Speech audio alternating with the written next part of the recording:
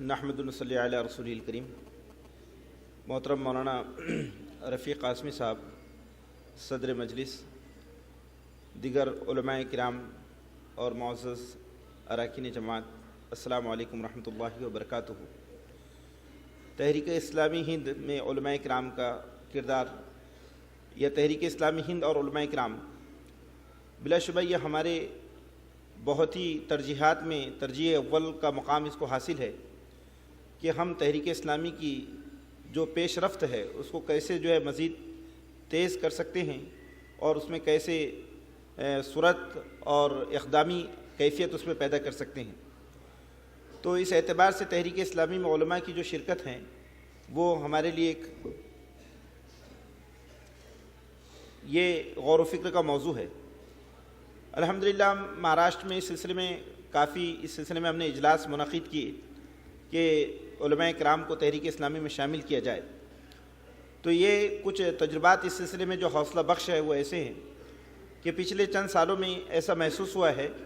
कि उलमाए किराम का जो रुजू है तहरीक इस्लामी की तरफ बढ़ा है और हमारे सिलसिले में जो मुख्तलिफ़ किस्म की गलत फ़हमियाँ और जो तहरीक इस्लामी से जो दूरी बनाए हुए उलमाए किराम थे तो उसमें कमी वाक़ई हुई है। तो ज़रूरत इस बात की है कि हम रियासती सतह पर या ज़िली सतह पर, मकाम की सतह पर उलमाए किराम के ताल्लुक़ से एक तफसीली उनकी मालूमात जमा करें और उनके उलूम, मुख्तलिफ़ उलूम में जो उनकी महारतें हैं उसको भी समझने की कोशिश करें। और जैसा कि हमारे सामने अब्दुल सलाम साहब ने जो बात पेश की हैं कि जो तफसील से जो बातें हमारे सामने आई हैं बहुत ही काबिल अमल बातें हैं, तो ज़रूरत इस बात की है कि उलमाए किराम से हमारा ताल्लुक़ और रब्त मज़बूत हो। ये एक बहुत बुनियादी बात है क्योंकि ये बात महसूस की गई है कि उलमाए किराम से हम जब रब्त बनाते हैं तो उलमाए किराम हमें हमारी बातों को वज़न देते हैं, हमारी बातों को समझते हैं। क्योंकि तहरीक इस्लामी की जो 60 साल खिदमात हैं तो 60 साल खिदमात रोज़ रोशन की तरह उम्मत मुस्लिमा के सामने हैं और उम्मत ये समझती हैं कि तहरीक इस्लामी मिल्लत इस्लामिया का एक दर्दमंद पहलू है, एक दर्दमंद तबका है जो मिल्लत के मसाइल को समझता है और उसको हल करने की कोशिश करता है। मुख्तलिफ़ मिली मसाइल में तहरीक इस्लामी की जो खिदमात हैं वो बहुत गिरा कद्र है। दूसरी अहम बात ये है कि हम जो इस बात को महसूस कर रहे हैं कि मसाजिद जो तहरीक इस्लामी के लिए के समझिए मिशन के अहम सेंटर्स हैं, जहाँ कुरान मजीद ने भी उसकी अहमियत को पेश किया है। नबी अकरम सल्लल्लाहु अलैहि वसल्लम की ज़िंदगी मुबारक से हमें मालूम होता है कि मसाजिद को किस तरह से आपने मरकज़ तरबियत बनाया। तो आज इन्हीं मदारिस में फ़ारिक़ीन मदारिस बड़ी तादाद में मौजूद हैं और ये बड़ी अफसोसनाक कैफियत है कि तहरीक इस्लामी मसाजिद में इसका जो नफूज़ है वो इत्मीनान बख्श नहीं है, बल्कि ये महसूस किया जाता है कि बड़े पैमाने पर तहरीक इस्लामी को मसाजिद में मतलब मसाजिद से रोकने की कोशिशें की जाती हैं। तो इसमें एक बड़ा दखल दरअसल उलमाए किराम का भी होता है कि उलमाए किराम की गलत फहमियाँ या हमारा उनसे रब्त ना होना। तो ये एक बहुत ज़रूरत इस बात की कि उलमाए किराम को हम इस पहलू से तैयार करें कि जमात इस्लामी वो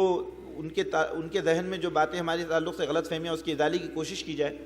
तो इस बात पर यकीन कामिल है कि इंशाअल्लाह वो हमारा काम करेंगे। इसकी एक मिसाल हमारे सामने ऐसी है कि हमारे एक मुकाम ऐसा है कि जहाँ पर जमात का नाम लेना मुश्किल है लेकिन वहाँ उलमाए किराम से रब्त किया। तो आज वो उलमा मौलाना मौदूदी के खुतबात को पेश करते हैं, मौलाना मौदूदी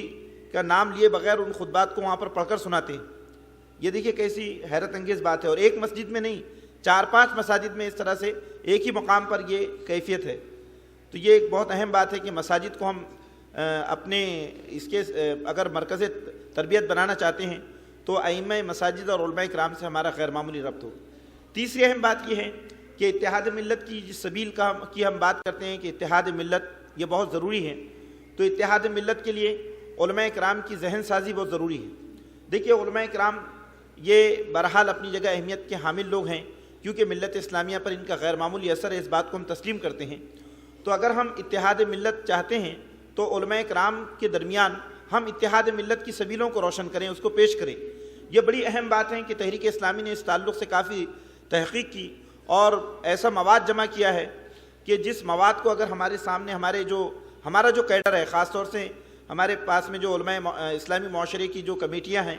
اور ہمارے جو ارکان جماعت ہیں جو اس میدان میں دلچسپی رکھتے ہیں، ہم ان کی جو ہے تربیت کریں، علمی تربیت کریں، ان کو بتائیں کہ وہ کون سی جو ہے اتحاد کی سبیلیں ہیں یا اتحاد کے وہ کون سے عوامل ہیں جس کے ذریعے ہم علماء کرام کو ایک پلیٹ فارم پر لا سکتے ہیں۔